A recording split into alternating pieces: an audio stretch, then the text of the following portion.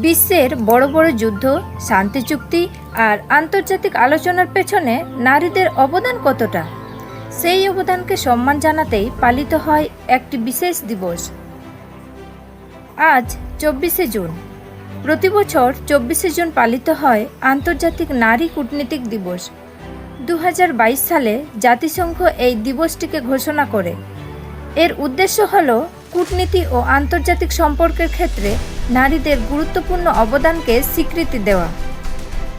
একসময় কূটনীতির জগৎ ছিল প্রায় পুরোপুরি পুরুষদের দখলে, কিন্তু আজ নারীরা রাষ্ট্রদূত, আলোচক এবং আন্তর্জাতিক সংস্থার নেতৃত্বে গুরুত্বপূর্ণ ভূমিকা পালন করছেন। তবুও বিশ্বজুড়ে কূটনীতিক পদে নারীদের সংখ্যা এখনও তুলনামূলকভাবে কম। তাই এই দিবস শুধু উদযাপনের নয়, বরং সমান সুযোগ ও প্রতিনিধিত্বের দাবিও তুলে ধরে।